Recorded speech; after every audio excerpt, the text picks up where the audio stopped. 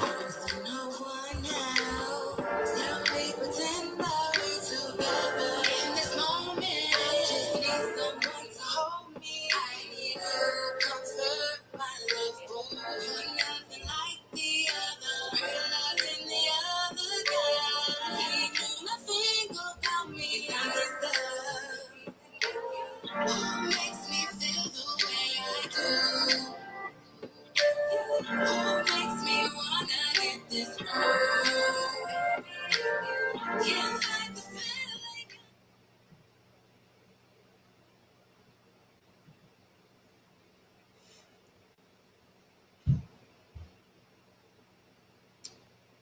Hey everybody, I thank you for being here today. This is And Then This Happened, featuring your host, Stephanie White. Take it away, Steph.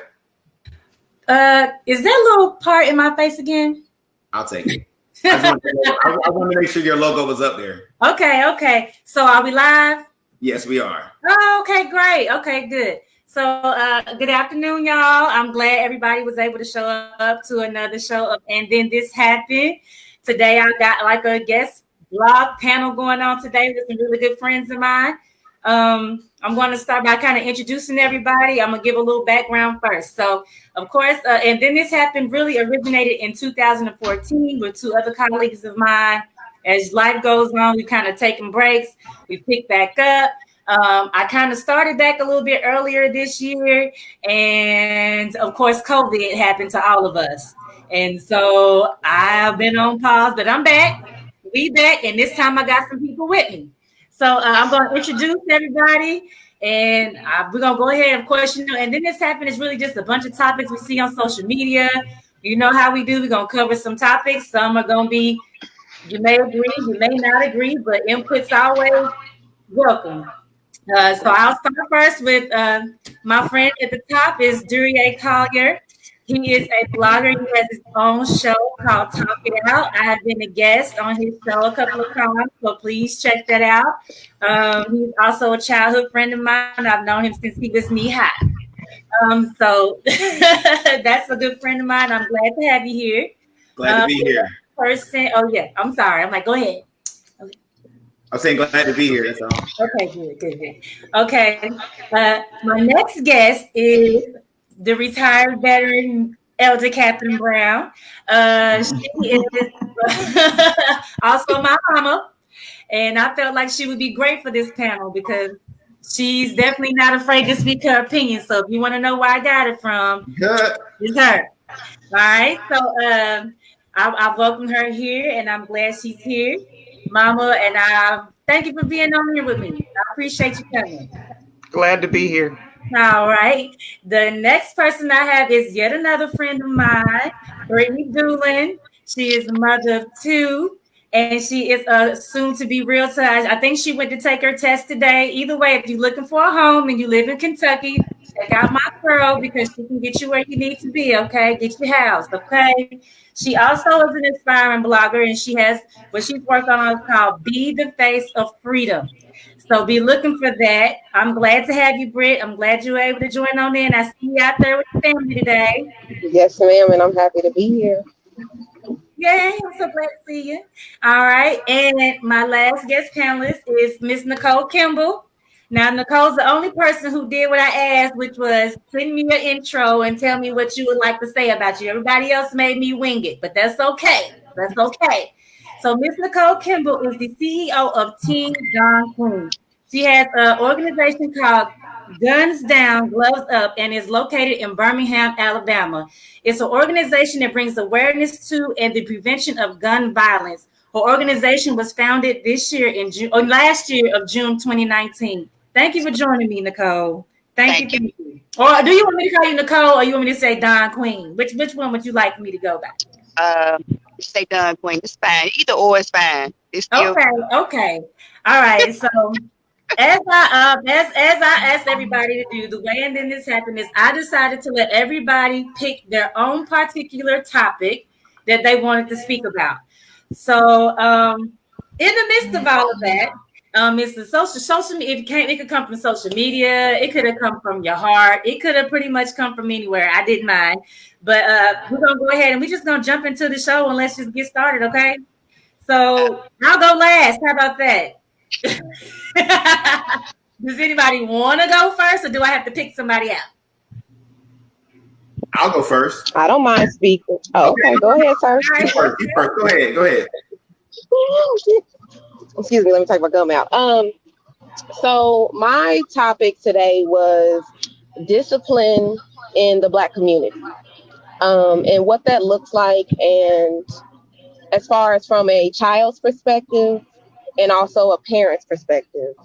I don't know, really, like growing up, and it was just like it was like a hymn, like spare the rod, spoil the child. Like you can't, you don't want to, spoil your children, and you think that you want to think that what you're doing is right, and in some cases, I do feel like discipline is necessary, but it's like, to what extent is the physical part of discipline necessary? I'm raising children myself, and I was a child, of course, as everyone was, and so it's difficult for me to kind of draw the line sometimes, because it's like, okay, I know that I need to discipline my child, but y'all can see him back there too. I know I need to discipline my child, and I know I need to teach them the right way to go. And you want to kind of spark almost, it's almost like, that saying, like, you got to have them fear, they need to fear something. But it's like, I don't want you to fear me or something that might possibly physically happen to you, to respect or understand the rules that I have set forth for you. And so I don't know if anybody wants to chime in on that, or how this discussion is going to go, or, Basically, I think what we will go. But let me just go ahead. So what me and Brittany kind of previously discussed was basically, is whooping a problem in the Black community? Is that an issue? Like, do we whoop our kids too much? Is that our go-to to resolve issues within the family structure? That's pretty much what we were talking about yesterday. So I think that's right with it. So what I open up, I'll give everybody.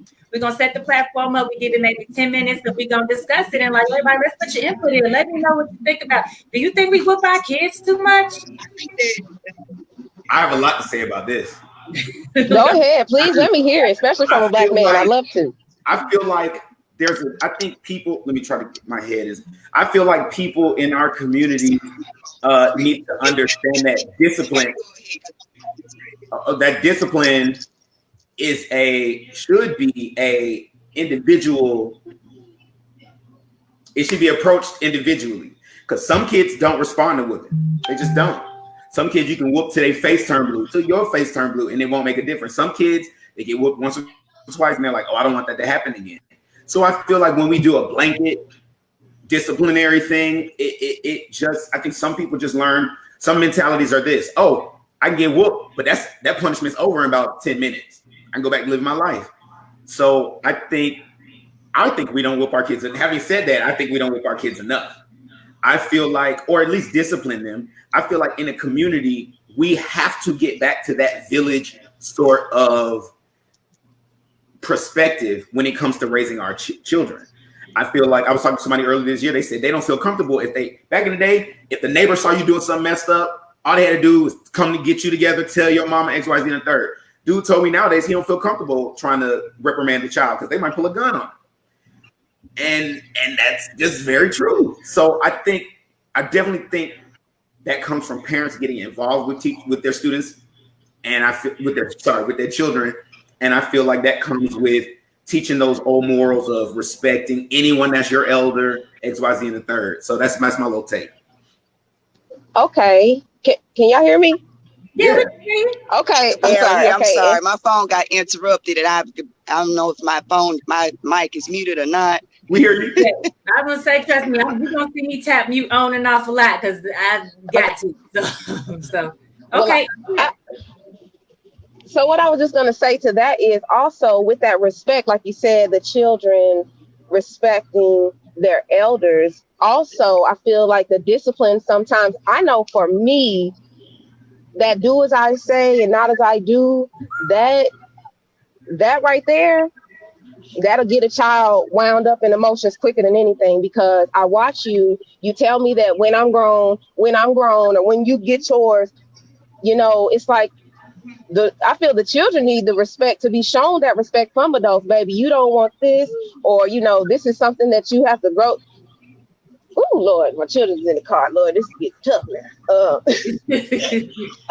But when children see adults doing certain behaviors, or for violence, for example, if a child sees their mother get irate and flip out in a situation where they could have simply talked it out with someone, and it turns to physical violence, and then when that same parent is then disciplining them, and they're like, okay, well, I've learned that this is just how, you solve problems. You get upset, you get irate, you put hands on people. So am I just another somebody to you? And sometimes I do feel like that can be hard for children to differentiate. Like, is this discipline, or is this just something that you do when you get angry? Because you're clearly upset. When you are whooping your child, 9 times out of 10, you hollering.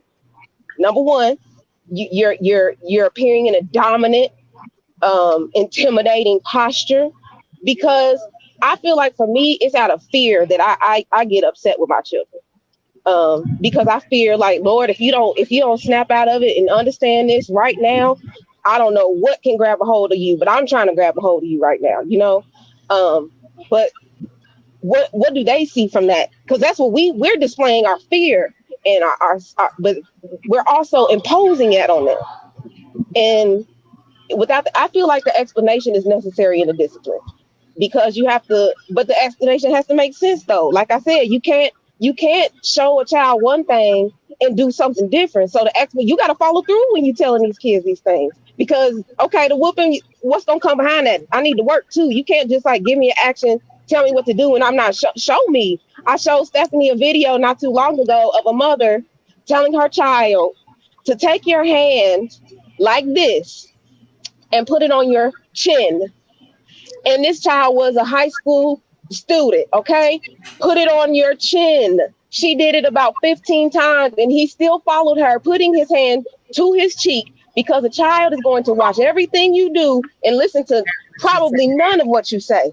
Not what you say.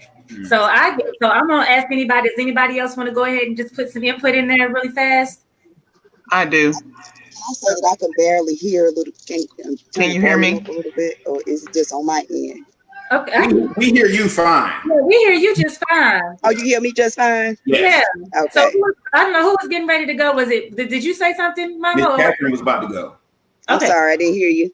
Yeah, it's cool. So of course, I'm gonna let my mama go right quick, because I'm pretty sure we was just talking about this today, though. I promise. Right. Go ahead. We were just having this conversation, and I do agree with what Duryea has said and what Brittany has said. The parents have to be the example. There has to be a balance as well. You have to, if you're going to choose to discipline your children, they need to see consistency in the parent's life as well. That's right. However, I've got to do natural and spiritual for y'all, okay? Because that's who I A am. little bit of spiritual. So while Brittany was talking, I went here with it. Proverbs 13:24 tells us, whoever spares the rod hates his son, but he who loves him is diligent to discipline him. It's Hebrews 12:11 that says, for the moment, all discipline seems painful rather than pleasant, but later it yields peaceful fruit of righteousness to those who have been trained by it. Proverbs 22:6 says, train up a child in a way that he should go. Even when he is old, he will not depart from it. Proverbs 23:13 through 15 tells us, do not withhold discipline from a child. If you strike him with a rod, he will not die. If you strike him with a rod, you shall save his soul from Sheol, which is hell. My son, your heart is wise. My heart too will be glad. It's in Ephesians 6:4 that says, fathers, do not provoke your children to anger, but bring them up in discipline and instruction. That's where discipline and explaining and being consistent comes in. Proverbs 29:17 says, discipline your son and he will give you rest. He will give delight to your heart. And I'll stop with this one. Let's see. Let's go with Proverbs 29:15. The rod and reproof give wisdom, but a child left to himself brings shame to his mother. And so those are just simple scriptures on discipline. I believe there needs to be a balance. I believe we should not always whoop them when we're angry. I think even after there has been any level of discipline, there needs to be a time of coming back and maybe even explaining that as a parent, I was scared. I saw you running out into the street. I saw you getting ready to set the house on fire. I saw you there has to be a conversation and consistency on the parent's side. And as Brittany said, if the child sees you turned up and crazy, 9 times out of 10, that's how the child sees that that's how they're being handled. So I do agree with Duria. I agree with Brittany, and that's all. I'll leave it there. Okay, all right, Nicole, I'm gonna go ahead and let you go, then I'm gonna put my 2 cents in. I totally agree. I do think that our kids are a reflection of us. So I was blessed to have 3 kids, and I thank God that they have grown up to be actually a good reflection of my morals and my upbringing. And I think that one of the things that we are facing right now, because a lot of parents are not in the home or are so busy caught up. Hey, Nicole, is your hand over your microphone? That's what I was saying. That I don't really think that I can barely hear y'all too. Oh, so, man. Because we can't hear you really right now. You can hear me good right now? Yeah, say something. No. See, I can hear, but it's just a little bit. It's muffled. It's a little muffled, a little bit. Yeah, right. I can only hear y'all a little bit. I can't really hear, so I'm like, I literally probably have to put my ear to. I can hear you real good now. Whatever you're doing right now. Keep going. I'm sorry. Keep going. It may be the wind blowing around here. I don't know. That's what it is. Is it? You clear as a breeze now. Yep. Okay. So is it? You can't hear me as I'm talking? Yeah. Right now, yeah. Oh, okay. If I do like this, I can't hear you. I can hear. I can barely hear you, but the volume is down so low. All right, just keep going. Yeah, go ahead. We're gonna let you finish, and I'm gonna go ahead and close that topic out. Oh no, that's about all I wanted to say. Just for as the topic on hand. Okay, well, I'm gonna go ahead and speak my piece. I thought it was I'm glad that Brittany chose this topic, because I was actually sitting here at the breakfast table with my mother and my grandmother this morning, basically explaining how much I feel like I'm a punk because I don't whoop my kids. I probably have whooped my son maybe twice. I don't think I've ever whooped my daughter at all. And my whoopings are so whack, like a couple of little spots and that's it. You know what I'm saying? So now I got this little 12-year-old running around here that's every time I say something, he's like, but mama, but you know what I'm saying? And he's justified, and he's at that age where now he got something to say about everything. And so it kind of got into where I think it kind of goes generationally. I came from a generation where basically I wouldn't take a piece of candy from a person without looking at my mama for permission. I didn't have to get whooped or anything like that a lot, because I don't know what she did that I'm not doing, but all she had to do was just give me a look, and I was like, okay, I'm gonna sit down because that don't look good. Look like I'm about to get in trouble. So it was I was able to take the cue. You know what I'm saying? I probably need to take a couple of notes and figure that out on my own end personally, but I do think that children need structure and they need discipline, because what I'm seeing and what I'm learning is and children, I think that my children are good kids. I don't think that they're bad. But like when you don't provide structure, like when you don't provide that discipline and that consistency that they need, then we grow up into this new generation that we have where they kind of like are rebuttal and fight against everything. You know what I'm saying? Like I definitely think discipline is a needed thing. Like I said, I'm still working it out myself.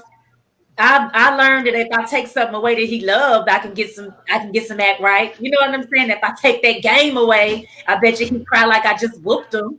You know what I mean? But however, I did kind of grow up in like when I was small, I was a church family. You know what I mean? Like you wasn't above getting a whooping. You know what I'm saying? Like nobody was too above getting smacked on the butt. Like, and then you went and then you had to go deal with your parents too. You know what I mean? So that's where I came from, and I think me personally, it might need to be needed. You know, I went to school where you can still get paddlings. Like I don't know if anybody remembers that, but I was in where the teacher could whoop you, bend you over with the big wooden stick, and bend you over and whoop your butt. So, Stephanie, real quick, I just want to read some of the messages that we're getting from Facebook. Okay, go ahead. Charles Williams says that good communication is key. It's interesting because I think it's very important to speak to your children as if they are responsible adults. What I mean is not hold them accountable necessarily as you would as responsible, but give them that same mutual respect, because that does a lot for a child's confidence and trust in you. Another comment, this guy, Mike Fisher says, I never whoop mine. I got enough whooping for everyone. So I guess he was just used to getting spanked all the time. And sometimes that happens. I know a few people I've met who are like, I got whooped so much as a kid, I'll never whoop my kids. So I just wanted to read those two messages. And as they come, I'll try to chime in on what they're saying on Facebook. Oh, my bad. Please do that, because I appreciate that, because I'm on one screen, and so you're able to see something on another screen. I got you. I got you. All right. So basically, I think we all pretty much agree that, sometimes the kids definitely need discipline, but I think we probably in a new generation and age where everybody's probably maybe not so much about going and getting a belt, go outside and get a switch. We ain't really whooping our kids like that no more. I agree. I do appreciate you, of course, because I knew, but I said today, I said she's gonna come with the spiritual stuff. So anybody who got a problem with the Bible and stuff, I'm gonna start from now, but that's the route my mama take, and we just gonna accept that. Okay, you know what it is. That's just what it is. All right, so Dario, we're gonna go ahead and open it to your topic. My topic? Yeah.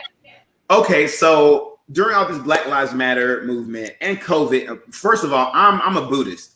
I believe in the reason I love Buddhism. I was raised about four or five different denominations of Christianity. The reason that Buddhism stuck out to me was that it's not a religion. It is a philosophy. It's a way of life. There's a lot of people who are both Jewish and Buddhist, Christian and Buddhist. There's a lot of that. It really deals with more how you conduct yourself in dealing with other human beings and the rest of the things that exist. It's very much about reverence and respect. Having said that, this whole thing that's been happening has made me like develop more and more compassion. And I feel like compassion is the thing that's lacking sometimes in people. And compassion is all Jesus taught, really. So basically, there's these transgendered murders that are happening all around the country. And it really frustrates me because it's not getting anywhere near the attention that all this other injustice is getting, as if these women's lives don't matter. Now, if you don't believe in transgenderism, that's fine. If you don't feel like calling them by the pronouns they choose, I don't agree with that, but that's your choice. But their lives matter. So for me, I want to talk about that. I just want to read something really quick. This was yesterday. 5 more black now, transgender women are found dead in the past month alone, activists say. There's a man named Tony McDade who was born a woman, I believe. I could be wrong. Don't. I mean, I might be wrong, but he's a transgendered man, is what they said in the report. He was executed by the police. They shot him like 8 times in the back, and the last shot that they shot, he was laying flat on his stomach, and the police was standing over him. So how are you justifying? But it happened only 2 days after George Floyd. But it's not. Nobody barely knows about it. And I feel like that's part of our community as well. I feel like in our community, we just don't talk about homosexuality, or we treat them as if they're less than. Their lives matter less. I've had my own family tell me that. So I just kind of want to pick your brains about it because I haven't really talked to a group of Black people about it, and since it's been on my mind. Well, I'll go ahead and chime in if you don't mind. Says, first things first, I will say I posted last night Billy Porter. I love Billy Porter. I love the show Pose. I don't know if people are aware about Pose on Netflix, but that was my show. I watched both seasons all together at one time.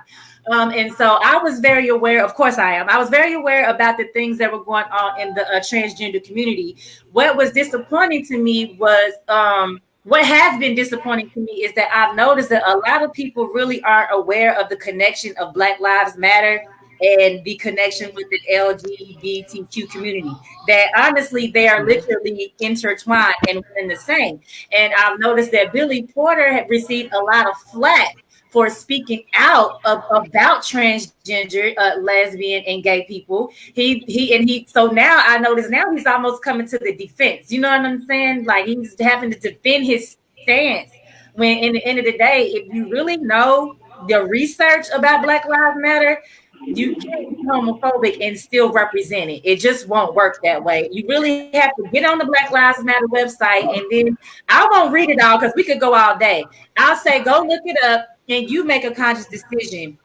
But I've had a transgender friend, and I was friends with them before they ever transitioned. So I do understand the stigma in the Black community because that transition was something that I had to adjust to at first. But at the end of the day, I had to choose, was that my friend? Is that a life? Is that a human? And that's what I chose in that situation. So I think it's disappointing that Black people are completely turning a blind eye. Yet we're saying Black Lives Matter, but not homosexuals, not transgender. It doesn't work that way. Anybody else? I have to agree. With you, Stephanie. It kind of is like what we say in the church world with this COVID, right? We're saying, come to the church where healing is, as long as you don't have the virus. You see what I'm saying? You can't have both. You can't do it both ways. We're saying, are we saying you can't come into church as long as you got the coronavirus? But we're saying that the Bible tells us that this is where you can come and be healed. It's the same thing. We can't say that all lives matter or Black lives matter, but it doesn't matter if you're transgender. I feel about that the same passionate way, that regardless of of who the person is, what they choose to believe, regardless, their life matters. This is someone's daughter, son, regardless. This is someone's loved one. And we need to take it just as serious as we would any other subject. And so that's kind of where I am with it. Chime in, ladies. Whichever one, Brittany. Well, it don't matter. Look, well, I was just gonna say that it's very disheartening to see how often people get so dehumanized. Like they are humans, period. Like it doesn't matter. Like, and to see, it's making me sad because of somebody's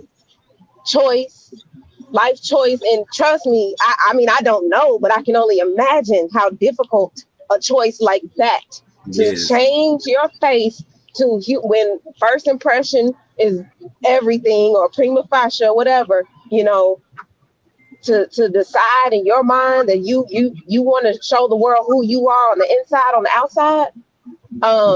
That number one takes a certain amount of strength that I don't feel like every man has. And when I say man, I mean human beings.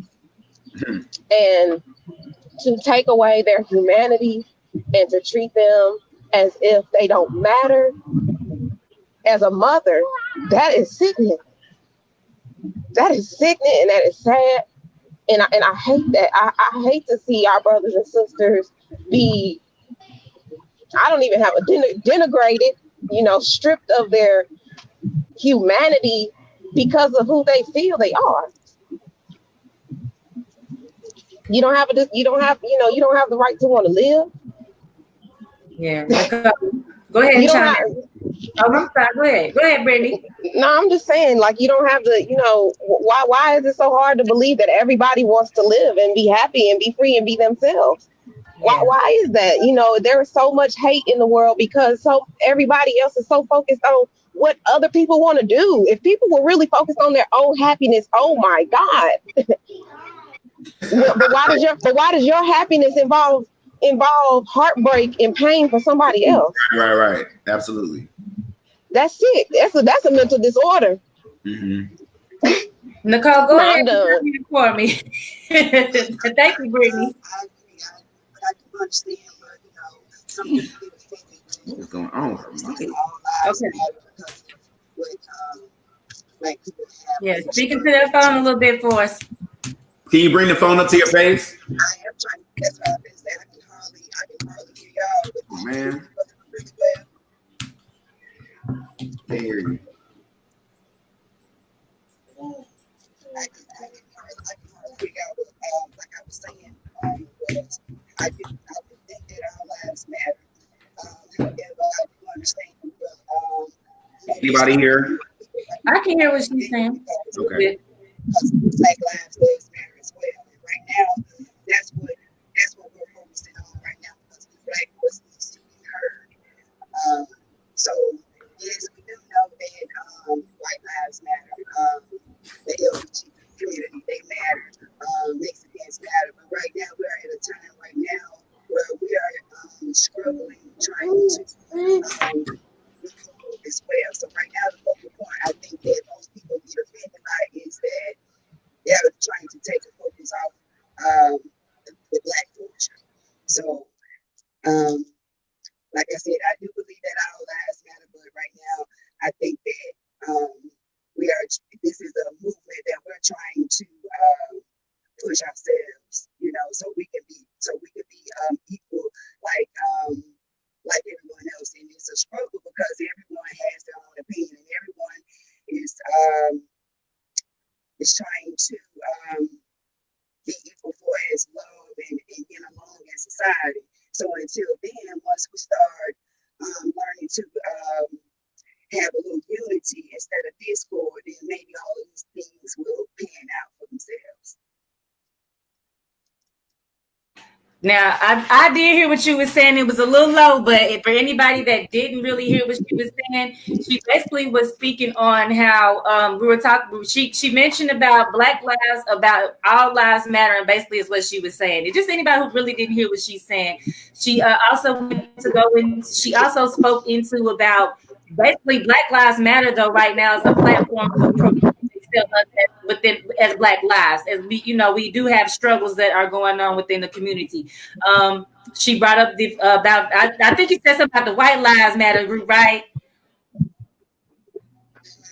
Yeah. So yeah, I don't know if you're on Facebook, I'm pretty sure almost every Black person within the southern region of the United States got invited to the White Lives Matter group. We know White Lives Matter. We know y'all didn't matter in just as much as Black lives, but thank you. Thank you. Okay. We appreciate that. All right. So before I get to going in on the tangent, because I know I can. Y'all know I do want to say one more thing. Anybody that's watching, y'all, we got to spread this love in our community, man. Yeah. This whole world it feels like it's set up for us to fail, and we can't keep doing this to each other. Period. You see somebody Black, just support them. Period. I agree with that. I think we really, and I think that's Black Lives Matter. Well, I guess I'll just wait till it's my topic. Anybody else want to go? But I'm going to piggyback off that, Duryea. I'm going to piggyback off that. Yes. Okay. Anybody else want to go? Anybody? I'm sorry. Okay. I'll go. All right. Go ahead, Mama. So what's near and dear to my heart right now is the protesting. So the First Amendment guarantees us the right to assemble, as well as the right to free speech and expression. What has bothered me is when citizens like myself, taxpayers, those that support protesting, when we're blocking highways, we're blocking bridges, and we're interfering with law-abiding citizens and destroying our own property. Ooh. That is very, very dear to me. I don't have a problem with anyone protesting. I think protesting, I grew up in that era of the civil rights, from Birmingham, Alabama, deep in it. So I understand it. My issue becomes, just a few weeks ago, we had here in Louisville, protesters that blocked a major bridge on both sides, coming and going. My issue, and I thought about, what if there was someone on that bridge that was trying to get to the hospital to see a parent? What if that was someone on the bridge and having a medical emergency? What if that was an ambulance trying to get someone to the hospital that was in the middle of a cardiac situation? At what point do we think that I take issue with it, y'all, and I need somebody to help walk me through why we think it's okay and then turn around and want to say Black Lives Matter, but then you destroy a Black business in the middle of, I don't get it. So I need someone to help me, to walk me through and understand this. Go for it. First of all, you are coming on my show, period. I'm bringing you on the show. I don't care. All right. Second of all, this is how I feel about that. Because my brother is all for like break it down, burn it down. But like I said, I'm a Buddhist, so I'm much more like peace and compassion kind of thing. But so through these conversations that are clearly happening more often, it's been made very apparent to me, this is a system set off about money. Our whole system is created to make money above everything. Money, businesses, property, things, but not people. This was a country that was built essentially to say the things I own matter more than these N-words. I don't know if we cursing on here, so I ain't gonna say that. But so because of that, people nowadays, because we're so woke and we do so much reading and we do so much research, that's been made so painfully clear. So it's basically like, if y'all are gonna keep taking our lives from us without purpose, we're going to tear this money-making machine down, because that's not important. You can rebuild a statue, you can even remold some, but you can't take this person's life, this singular, unique entity, and give it back. George Floyd, the man who he was, the good father he was, even when he was high or whatever, that will never be back. And so I think what you're seeing is this idea that we're going to stop turning a blind eye for, and I'm not saying the things you said, they actually were very valid points. Like, what if those were really important moments for those people and they were taken from them? I absolutely agree. However, are we losing more lives the other way? Mm-hmm. And it's not just Black people who are out here getting hurt by the police. There's too many people in this country being hurt by the police. It's about excessive force. It's about race. It's about a lot of things. And if we don't move toward that now and fix it, then we're just letting it happen. And it seems like this is what's getting people's attention. Mm-hmm. Don't need doing the Pledge of Allegiance. That didn't get nobody's attention. Yeah, I was gonna say this is, if any topic that we cover, I pretty much have already talked about it before. And I was mentioning earlier, like Martin Luther King and the entire civil rights movement, that was peaceful. A lot of people, they were as peaceful as you could get. They were still sprayed down with water hoses. They were still bitten by dogs. Martin Luther King went to jail umpteen times. Him and his I say compadres, but I'm just saying. So now this I will say, legally speaking, yeah, you can protest, but if we want to, because what we're seeing are a lot of protesters getting upset, they're getting agitated because they're being arrested. Yes, you can protest, but there is a legal structure into which you cannot go block off the major like highway or like the bridge, the bridge that like connects Indiana to Kentucky. Like legally, you can't do that. You have to have a permit actually to protest. So where a lot of my people are going wrong, and I'm of course all for the protest because I protested with Trayvon, but where we're going wrong is we're doing it illegally. Actually, I know a lot of people don't want to hear that. We're destroying our businesses. We're destroying our own businesses. But our business insured. Well, yeah, but a lot of I did read some things about. I'm not sure if they're insured for protesting, like that type of vandalism. It's during COVID anyway, so having them businesses was hurting already. And I know some people who have. Okay. I'm just saying, it was hurting already. Okay, well, stuff down. They said, "Oh, I'm glad they." Well, this is my thing. Okay. This is my perspective on it. It's a touchy subject because we're like, okay, we're out here pleading for our lives. Like it can get a little reckless, like when you're begging to let somebody let you live, which is I can't even believe I'm saying them words, but like that's what's happening. But also, I have a prime example, a personal example. My uncle needed medication. He lived down here in the West End. The Walgreens was smashed to smithereens. No, these are not our businesses, but they definitely support our communities. He needed medicine, and he needed medicine like to move and be able to function. I had to drive all the way to Crumbs in Shively. What about the granny that rolls on her little rascal to go get her blood pressure medicine? You know what I'm saying? She can't take no rascal down to Dixie Highway. Solution, Brittany, because I get what y'all are saying because I never thought of it that way. Like, who's alive? Is it impacting? However, where's the balance? Because the changes that are happening need to be happening. They are happening, but here's my thing. We don't want to destroy our own in the process of trying to get the change that we want. Excuse me, y'all. I got the baby here, so y'all know it's free changing diapers. Yeah, I'm like, he's like voting on camera and all of that, but we can't destroy our own. Like Brittany, you made a very valid point, because when they started to tear up our own area, the first thing they did was shut the whole bus line down.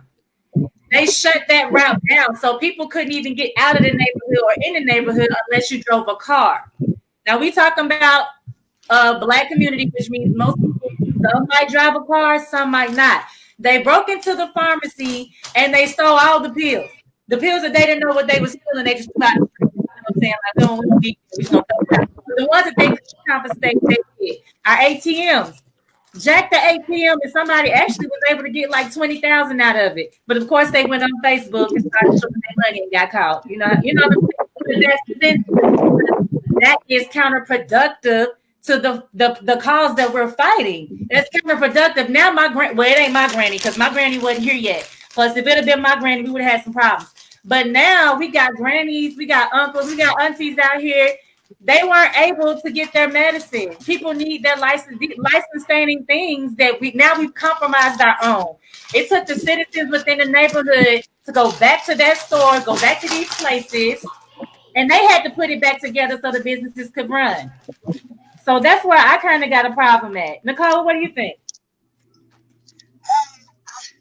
I kind of agree. I do not see how does destroying our own businesses would make anything any better. I was actually on a post a couple of weeks ago when the rioting had started, when it was vandalizing and tearing up Birmingham, downtown Birmingham, and someone said that it doesn't matter because the building, although it was a Black business there, the building didn't belong to them. And I still doesn't understand what sense does that make, because at the end of the day, it's still someone's hard-earned money that went to establish that business in the first place, So I think that a lot of people was not really looking at the actual business, but where was the business located,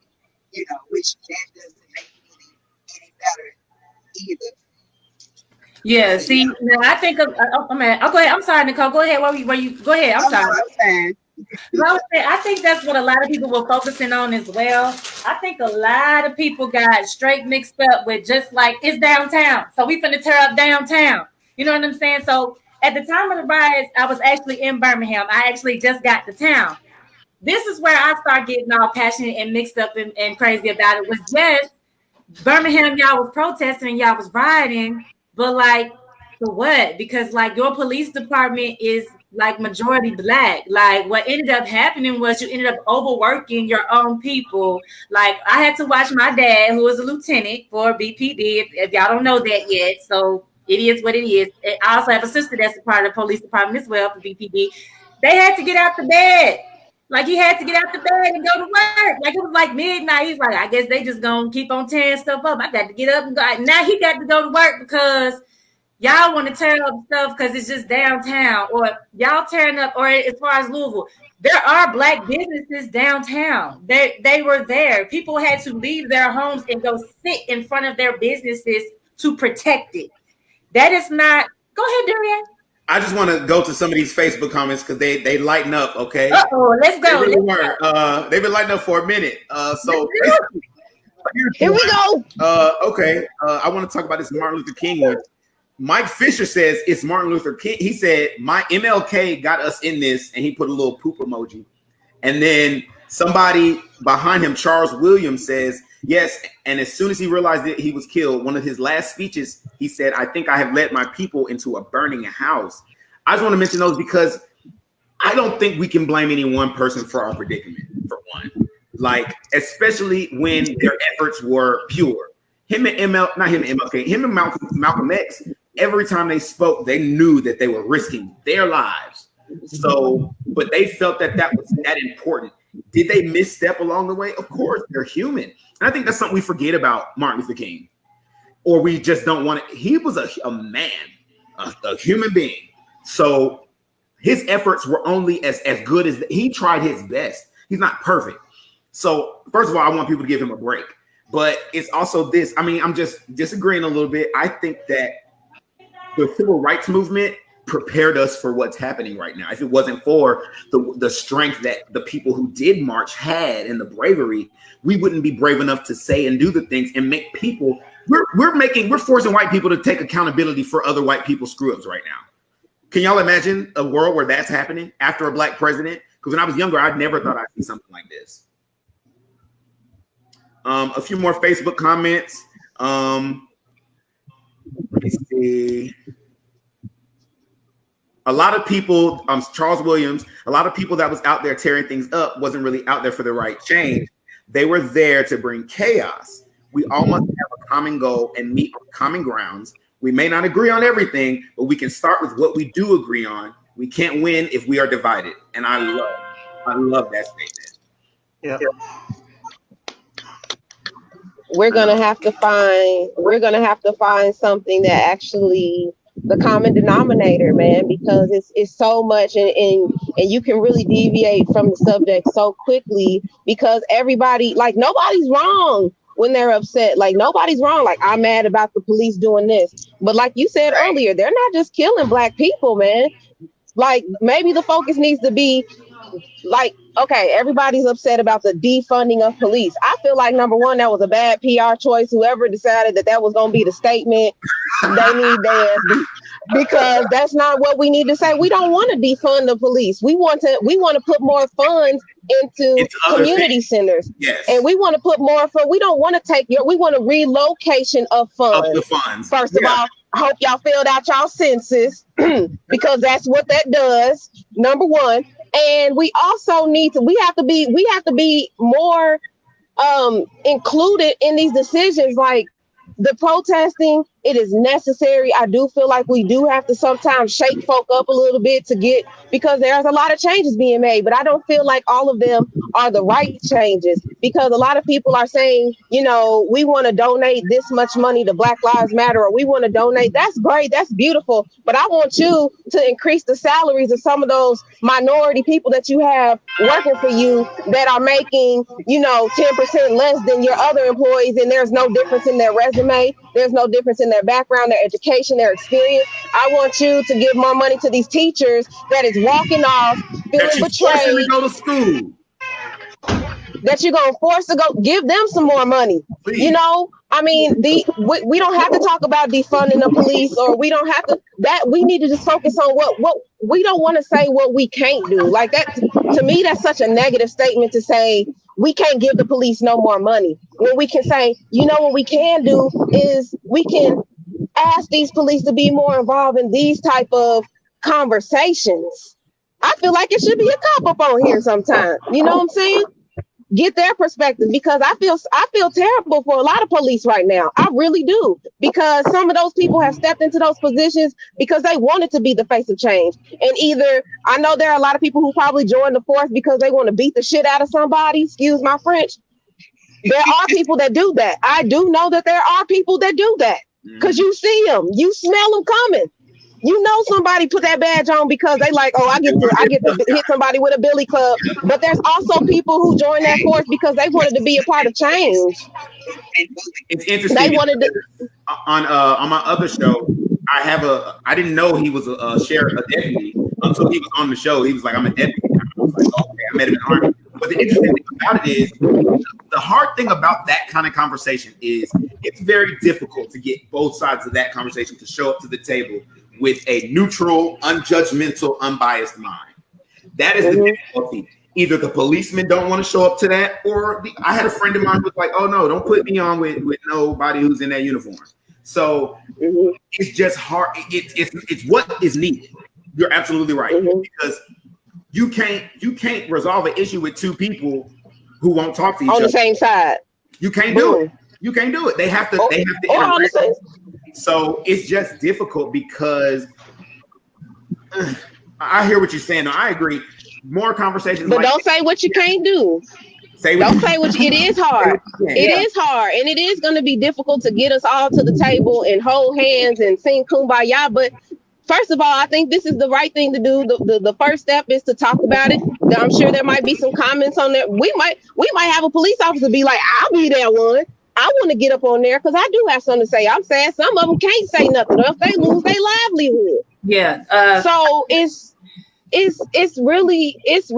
is difficult, but I do feel like if we just put that positivity out there, that one day we will be able to, instead of saying it's hard because, or everything is hard, man. I'm over here we dealing with all types of personal stuff and this global and this national. On so many scales, everybody is struggling, and I feel like I'm sorry, we need to pull together. Somebody wanted to say something to you, B. Dublin. It says, Tamika Jackson says, thank you, B. Dublin. The verbiage, slogan, tagline was tactless, created more problems than solutions. Thank you. That's all I'm saying. Let's say what we can do. And I got that from one of them cliche posters in the student guidance center in high school. You know what I'm saying? Don't say what you can't do. It's about what you can do. Like everybody has something where they're gonna feel like they're gonna stop, but there's always a maneuver that you can do in chess, checkers, blah blah blah, any other game that you can try to survive. And I mean, we're not gonna make it by not addressing the situation, as we can clearly see. So we got to start thinking of more ways that we can do than what we can't. I'm done. My bad. Oh, I want you to go ahead and chime in if you hadn't had a chance to yet. I'm sorry. Who? Can you hear me? Talking to me. Nicole, can you hear me? Yes. My topic and what I wanted to share about today is, we are going through a pandemic, and we have touched on a lot of bases around this pandemic. So let me just say, what has declined? Everything has declined during this time, except for gun violence. There were I would say, maybe 2,000 gun deaths that occurred during April 1st and March 1st and April 19th. That is really not a really good number, because why is it that during these times, at the point that we are right now, why are we using guns as a means of dealing with social issues and differences?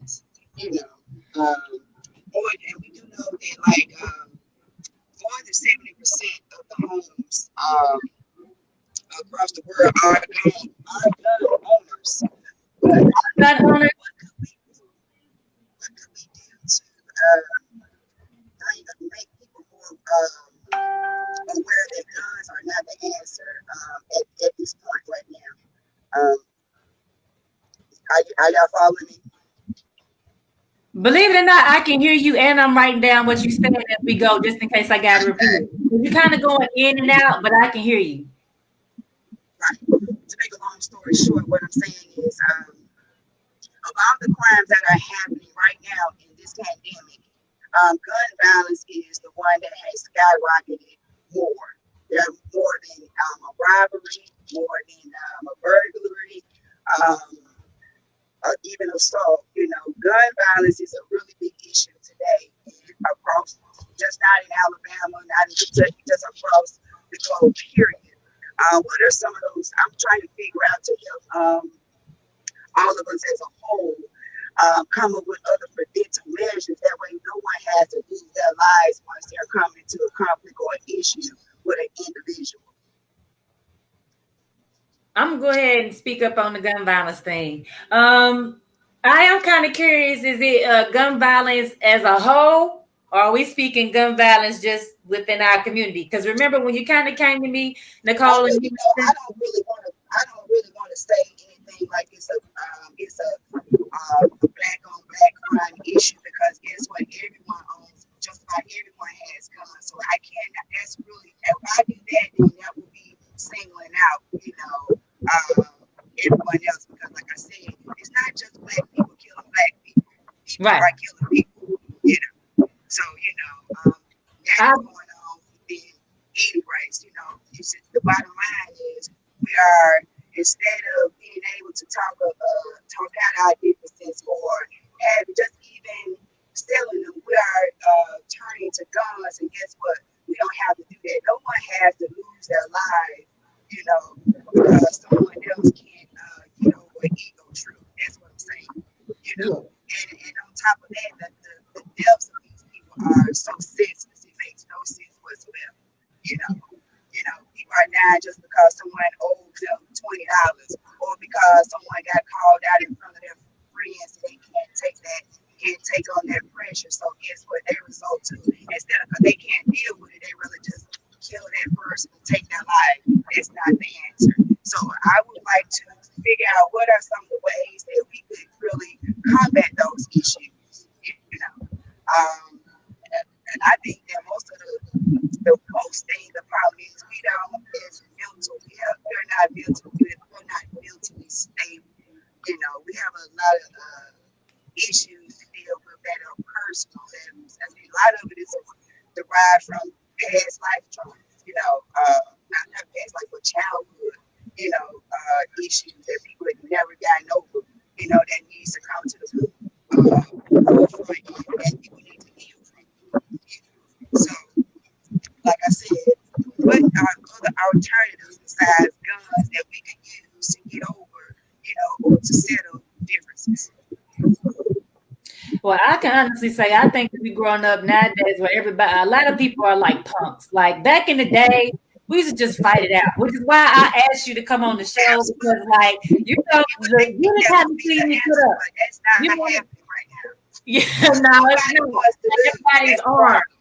But we came up with and there's some girls who still respect the code. We can fight. Like, you want to fight, we can fight. Bring back fist fights. Bring back fist fights. So that's why and so I appreciated somebody. I feel like you actually came with a good solution. You open the ring back up. Like, hey, y'all got beef? Y'all want to squash it? How about we do that immediately in this ring? So and that's why I appreciate you coming on the show. And you're right. I think it starts hopefully maybe making some laws a little bit stricter about being able to even be licensed. I'm not licensed, registered, or let me say like that, but I do have a gun, but it's like registered from where I bought it from. I ain't went and took no classes and all of that, but I don't plan on shooting nobody. Cause hold on, there we coming. Oh, I don't plan on shooting nobody. I don't have no plans on it. So therefore, I just have not taken the steps that I need to. You know what I'm saying? To maybe become a licensed gun owner. But I do think that in the state that we're in, I do understand why people feel the need to have a gun to protect their homes, maybe. But like I don't. But I see nowadays, like me and my mama went to Pizza Hut last week. Dude had 2 guns on him, like he was just at the barber shop, just out, like they was just hanging out, like you know what I'm Just so saying? people know. Yosemite Sam. So, what'd you say now? I said just so people know. I was just Yeah, agreeing. like that's what I took it like. Like even last night, like I went to go get some milk, and like I thought I was gonna get in the middle of a gunfight because like the guy that he had his gun on his hip, it was showing. But like it was a black lady, she didn't like it. She didn't like that the guy told her she had to put a mask on. And before you know it, they were going back and forth, and I'm sitting there with my little can of milk, like I just want to get the milk and leave. And you know what I'm saying? He's feeling that you ain't gonna keep disrespecting me and whoop, whoop, whoop. And I'm like, so now I'm like, no, let's not do this. You know what I'm saying? Like he's armed. Let's not go there. I just want to get my milk and go home. Like I don't know. So what other alternatives do you think we could use, Duryea? I know you was ready for this, so go ahead. Well, because I have so many thoughts. One, if you own a gun, you need to know how to use it, period. Because, and I'm not getting on you, but just because if there's an intruder in your home and you don't know how to use the weapon and you try to use the weapon, one, you might hurt yourself or your family. Mm-hmm. 2, you might kill that person when you could easily just shoot them in the leg. So teach when they train you how to use that weapon, which is why it's so weird when police kill people, but they teach you to hurt people to where they cannot continue, to where they have disarmed. Right. They disarm them. They make it they enable them. No, I'm sorry. They disable their ability to further cause you harm. So that's my other thing. Now, when it comes to fighting and stuff, I'm a pacifist. I feel like it's not that we should bring back the ring. I feel like we should start teaching children how to, especially black men, how to be okay with their emotions, every other emotion but anger. I feel like black men are taught at a very young age that anger and happiness are the only 2 emotions that they're allowed to show. So, I feel like that causes a lot of self-hate because when they're feeling not anger or happiness, they don't know how to deal with it. They're confused. Yep. We need to teach black men that it's way better to discuss things because when I fight somebody, I might have better fighting skills when I leave, but when I discuss a problem with somebody, I become better at negotiation, which is bankable. Okay. I become better at compromise and co-working, which is bankable. Conflict resolution, which is bankable. Unless you're planning to go into boxing or UFC, the skills you're going to gain from fighting, other than perseverance, I will give you that. They're not as lucrative. We need to be teaching these young black men how to solve problems and turn them into profit. We need equitable solutions. Equitable solutions. There's nothing wrong. If you want to learn how to fight, you can go to the dojo, you can go to the UFC ring, all that stuff. But we want to teach you how to take these problems, these obstacles, and get over them in a positive way. Granted, sometimes ain't nothing to do but to fight. Sometimes that's where it is. I get that, Stephanie. I get that. But I just think kids to have more than that option. Because when you teach them the only options to a problem are shoot or punch, we're taking away so many other options that they have. Yeah. I think I agree. Go ahead, Brittany. Go ahead. Okay. I was just saying I agree. And I'm more of a bring back the old. It was more of a bring back the old school with the bring back fist fights, because I do, when she was speaking, talking about it, and she touched on therapy and in the mental state. I do believe that these things are programs, man. This is generational ingrainment. Like, you know, it's hard, you know, to see a child suffer or go poverty. Okay, poverty is one thing, because a lot of these violent crimes with weapons, and I don't want to say even black communities, because we got Portland, okay? And folks is getting shot out in Portland too. You know what I'm saying? And Portland's full of white folk, yeah. And they do, it's poverty. It's like that. It don't have nothing. Yes, it is. So what I'm saying, it's not just a thing of black, you know, it is a lot of young black brothers and sisters out here, you know, gun toting and letting the steel resolve their problems. But it's a poverty issue, because I feel like with the poverty, there's a lacking in the education. Like, it all boils down to like the community or the environment in which you, like, product of your environment is a real thing. It's not just no cliche statement. That is, you've grown up with parents missing, parents being incarcerated, the anger and frustration that comes from that alone, seeing certain injustices in your community over and over and over again, in your schools over and over again, not being trusted, not being treated human, being suspended for something that some people can just walk away from with a slap on the wrist. That type of stuff, it just builds up. And I feel like a lot of these young men and women that are out here killing each other, I'm not going to say black or white, because I'm not going to say it's in the black communities. I'm going to say it is in impoverished and saddened communities that this is happening in, because they can be black, white, Mexican, Puerto Rican, Dominican. They could be from anywhere in this land. Everywhere is a ghetto. Everywhere is a ghetto. And I feel like in those ghettos, it's like, you can go, like anybody says, like, I've been to the hood, I can go any hood. That shit is real, because hoods they're not different. You might speak a different language, dialect, but it's all the same. Your schools are probably shitty. Your food sources are probably terrible. You probably have a terrible, you know what I'm saying? Like, it's all bad. And they're young and they're frustrated. And the only way that they see to get out of this is, fuck it, I can take your ass out. I don't care. Shit, don't nobody give a fuck about me. What I care about you for? Bye. But if we show them that we care about them, if we show them the value, like you said, instead of walking away from, okay, this situation is solved. No, I've learned how to solve more solutions in the future. I've gained a skill.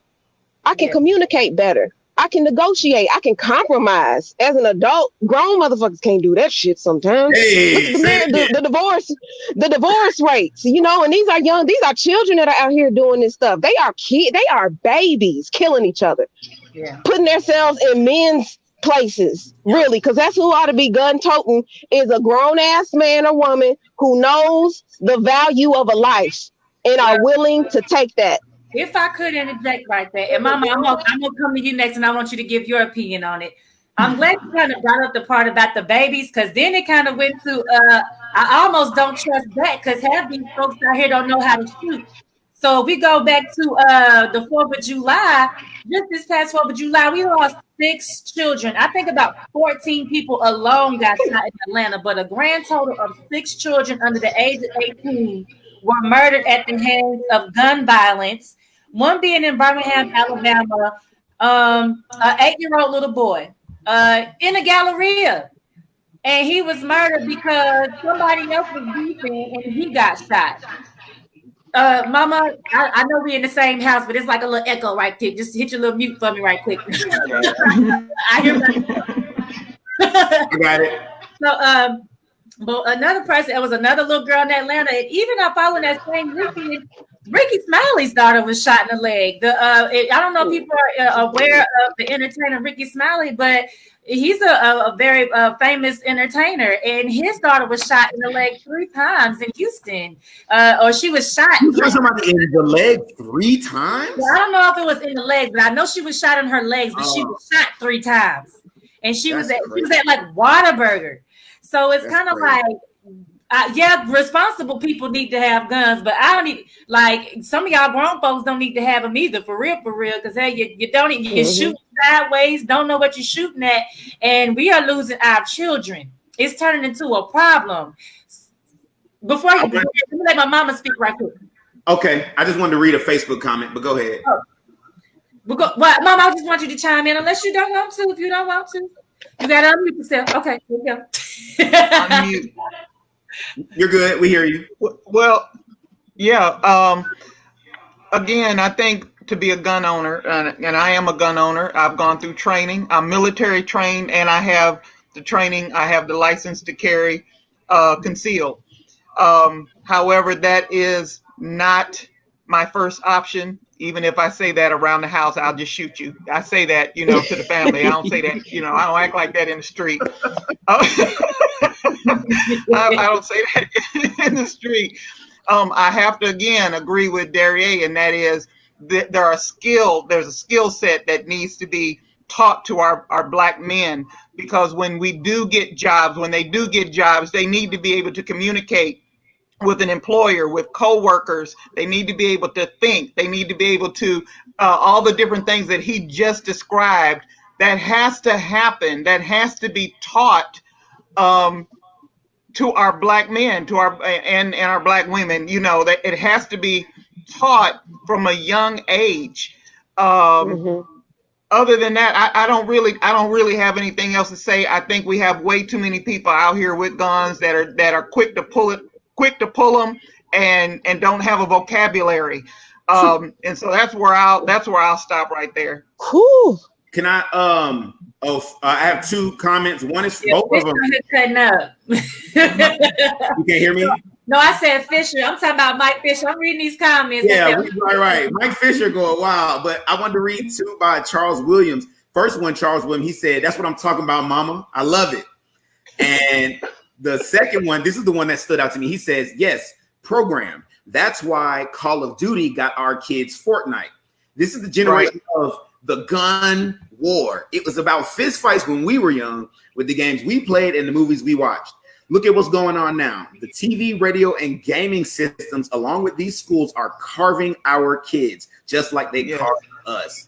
I never thought of it that way. I never considered that it was really coming from a place of the games and stuff. And that's such a huge part of what these kids are doing nowadays. They are playing a lot of, like, the only gun game I remember having when I was a kid was 007. That's the one. Duck Hunt. It had Duck Hunt. But you were shooting ducks though. You were shooting. That was the gun game I had. I didn't have no gun games. I played Duck Hunt. Now I just want to give a little rebuttal, and I think this kind of goes into what Nicole was saying about gun violence. I read, Mike Fisher saying we're losing our manpower. The KKK and white supremacists are in the community working with 12. We got to protect our community. We can't expect protection from people who are killing us. So with that, I do agree with what he's saying, but I also just want to kind of throw out there, I don't know what manpower we're really losing, because I know a lot of people, I'll speak as far as when I see the community, a lot of us aren't even registered to have guns. A lot of the time they have guns and are not even registered. I do believe that we do need to protect our own community, but we need to do it the right way. Yeah, but I want to bring back to what Nicole was saying. She did not want to make it a black or white issue, but a gun violence issue. And I think Charles just tied it together, because if we really look at the mental state, as how they were raised and how we are now, look at the number of mass shootings that are going on now.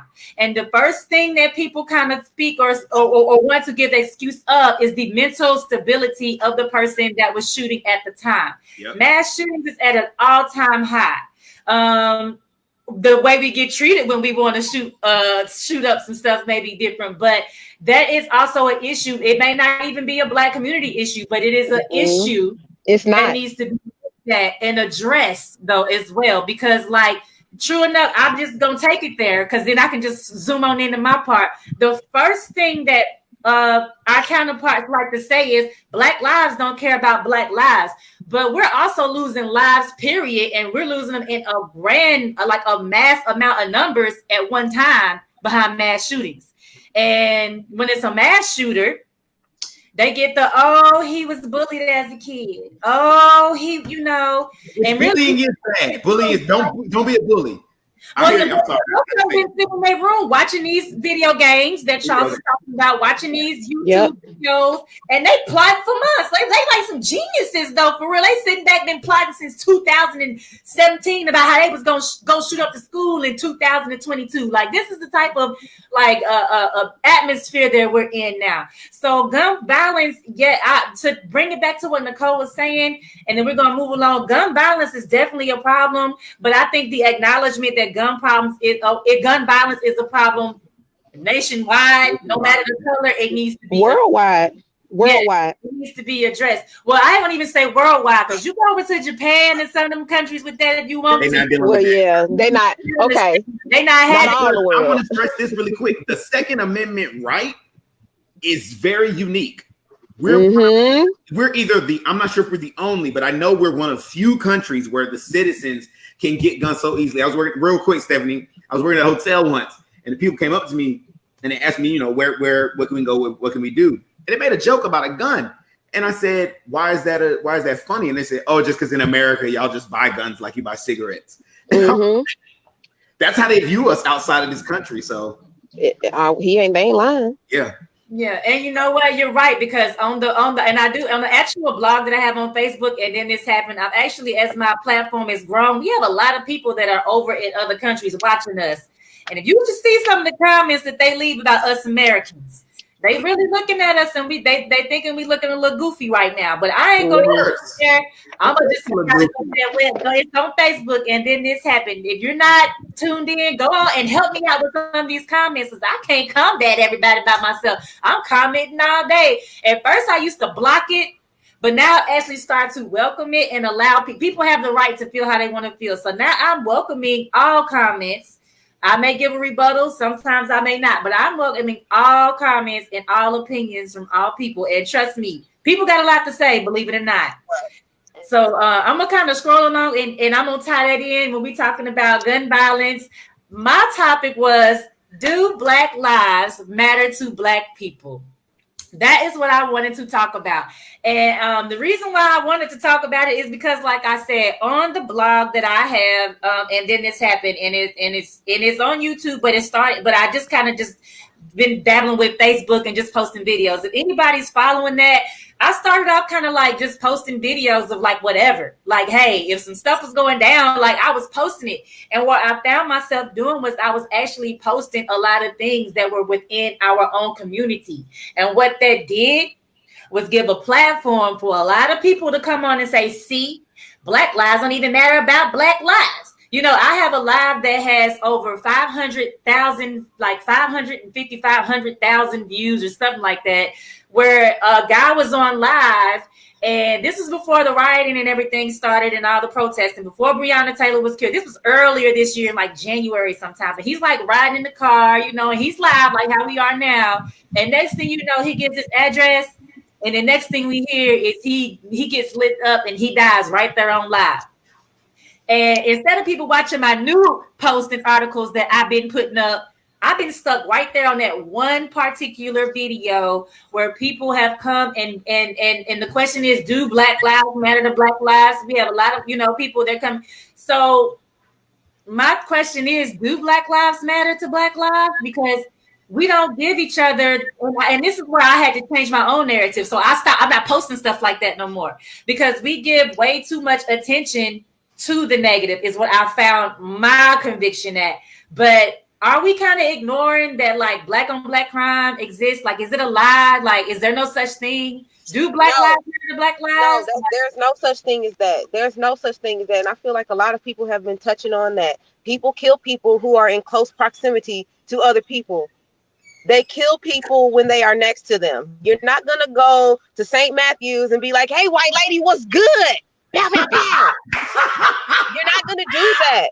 You're not going to do that. You're probably going to take your aggression, because if you want to kill somebody, you know what I'm saying? You're going to probably go to that person that you just had a conflict with, who is probably somebody who was close to you or lives in your neighborhood, or is in a circle that you are around, and that's who you're going to kill.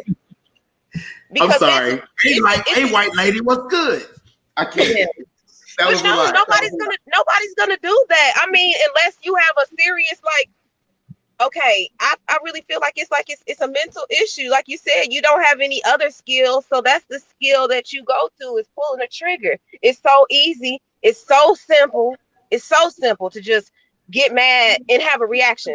We was talking about whooping our kids earlier. How many times do we instantly react and bow, bow, bow? You don't even know you done smacked your damn child.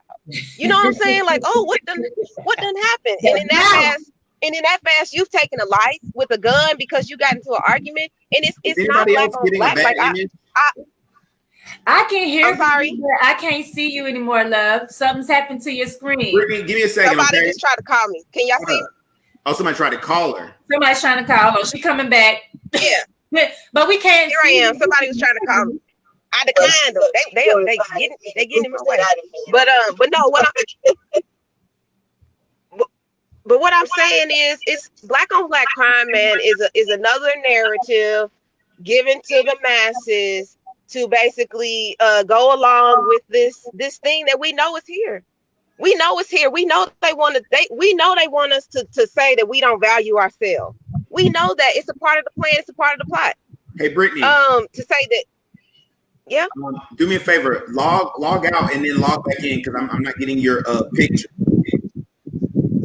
Can you do that for me? And Mama, I see that you got to get ready to go. So go ahead and give your spiel right quick. I don't think she can hear you. Yes.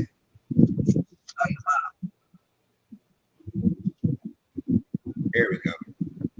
Perfect. I'm looking at the side like, Mama. Can y'all hear me? You think Black Lives Matter, Mama? Y'all hear me? Okay. So yes, Black lives do matter to Black people. I love my husband. I love my sons. I love my friends.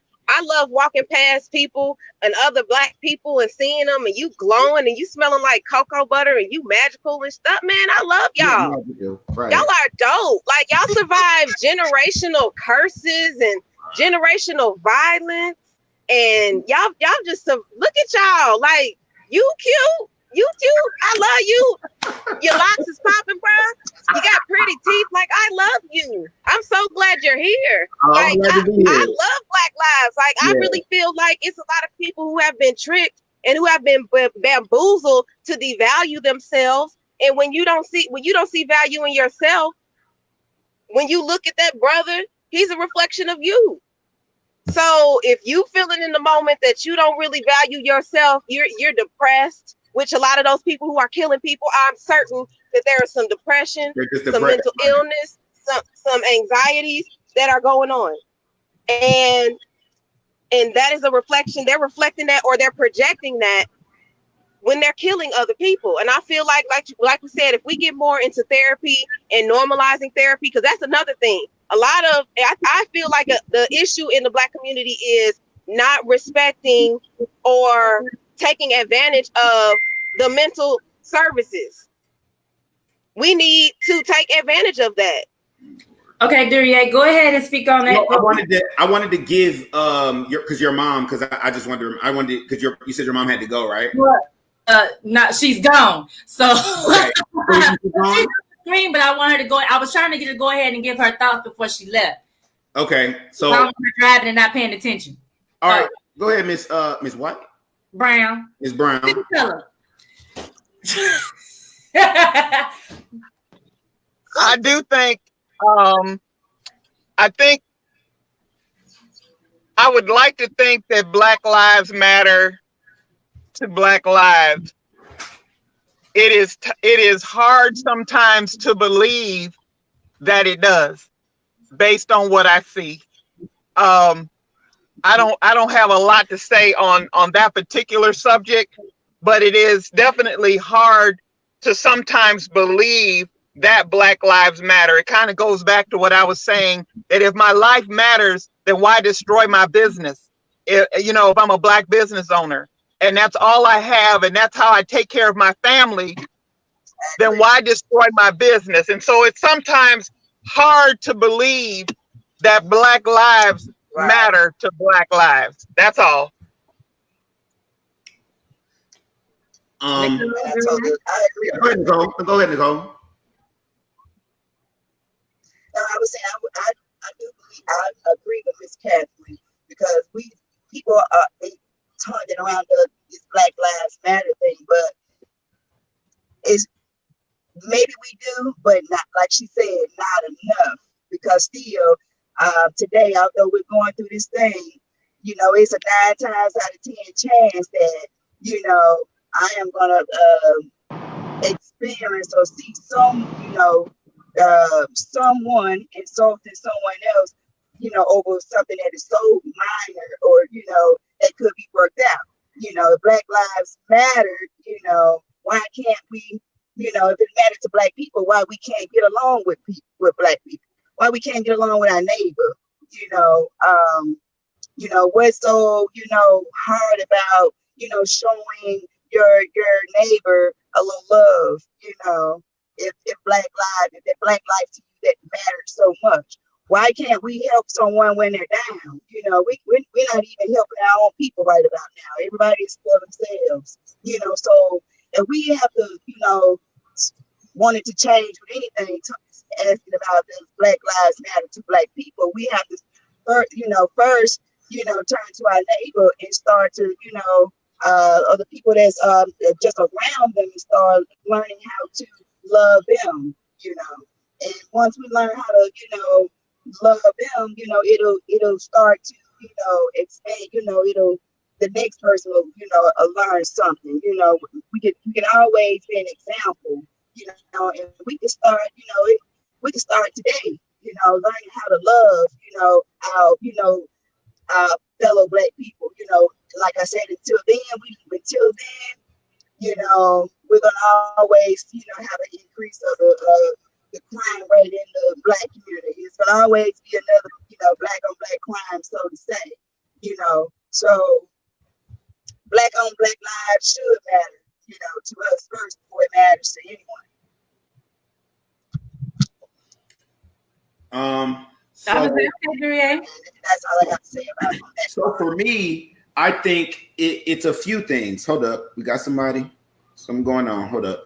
I think it's a few things. When I think about the black community as a whole, I can say I love the black community. I feel like most people love the black community as a whole, especially from within. The problem to me comes with we're not teaching each other compassion and empathy, right? Mm-hmm. Because when you have compassion and empathy, it makes it really hard for you to hurt somebody else. Mm-hmm. Because if I hurt you, then I can't see you as an extension of me. So I feel like, to me, the reason I've taken my choice in being nonviolent, which is, I'm still a human being. It's very difficult sometimes. But the reason I take that choice is because I try to see the me in everybody and everything else that I encounter. Because really, no matter what religion you are in or what spirituality you follow, they all teach this idea of continuity and that all things are connected. Mm-hmm. So don't hurt. Like I wouldn't cut off my left hand with my right one because they were, you know what I'm saying? Because they were the same. So when you're the black community, we need to start promoting empathy, promoting compassion, promoting love amongst each other. It is totally okay for you, black man, to love this black man and look out for this black man and take care. And like Miss Catherine said, I do agree. Don't burn down a black business. I personally don't agree with the writing. I do feel like something like that was necessary. But I also get what she's saying. Like, you know, think about how you hurt people, who you hurt. It's all love. It needs to be pushed out. Yeah. And I'm gonna go ahead and kind of just because it's almost 4:30, so I said I wasn't gonna do 2 hours, and my son's trying to hold down the baby right now, and he's crying. Y'all may not hear him, but the nap time, bing time. So I'm gonna kind of close it out with my thoughts. As people kept on saying Black lives didn't matter to Black lives, I was on a post and a gentleman kind of addressed and told me, you know, he kind of made it a point like crime is crime. Like, it doesn't matter if you're black. Like, there is no black on black crime. Crime is crime. What we need to be aware of as a community is the numbers that we are holding. We have an issue that we're fighting. And when we turn to each other and start killing each other, now we are putting ourselves in a higher bracket of deaths within our own community. If we say that Black lives matter, then we got to really address these in-house issues that we got going on. It starts with us. Nobody's going to stop and say, some people may be like, wait a minute, you know, black people don't do that. But you know what? It's really not going to take effect unless we address it. So for me, it's been very hard because I've tried to speak out on it before. And every time I try to speak out with it, I met with all types of opposition. But the truth of the matter is, I guess for me in my life, in my experience, I have literally walked outside and seen dead bodies go on the ground. You know what I'm saying? I've seen shootings where these 2 boys, right on 32nd, they shot each other. The little girl came from school, the little girlfriend, she got off the bus. Then the other girlfriend shot her too. 3 dead people in one day on one block. Unfortunately, my little sister, my daughter, before she was born, and Brittany, you was there with when we was walking from Family Dollar, and what happened? Like gunshots rang out, and who was it? That was my daughter's brother being murdered right there on the same street. So for me, I've experienced and I've witnessed and I've seen a lot of gun violence. So when I say to my people that black on black crime does exist, I'm not saying it like, you know, just because I'm saying what I've seen. I'm saying what I've lived, and I want us to do better, man. We can do better as a people. We really do need to take some of these initiatives. We need to put these guns down and let's pick some more love up, yo, for real. So I thank everybody for coming. I don't want to hold everybody up. My mama screams off. Oh, my bad. Go ahead, Duryea. I'm going to read a few of these comments. Lee says, we're too busy competing with one another.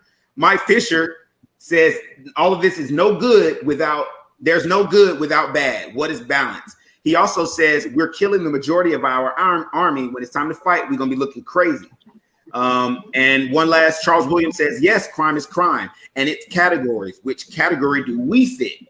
If they say on the east of Alabama, white males are dying, then I'm safe. So I only address my category because I'm a black male, and we are endangered in our own communities more than anywhere else. Just his humble opinion.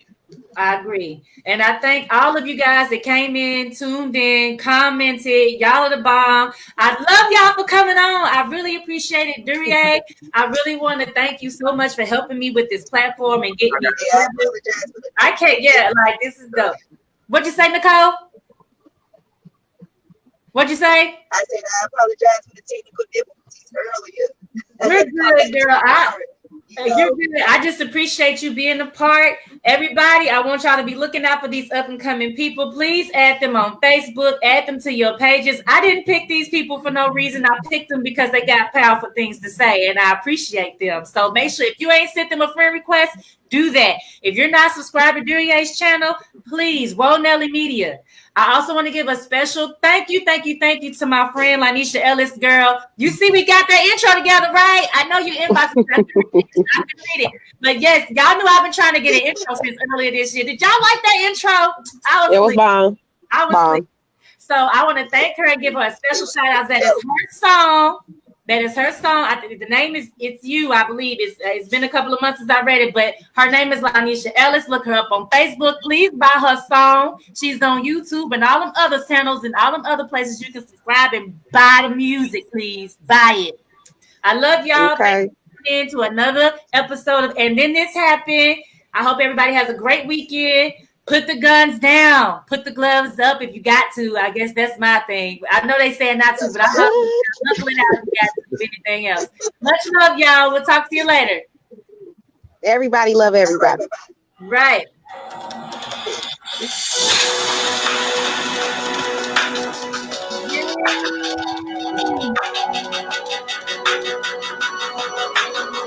Right. It's over. Yeah, I'm done. That was so dope.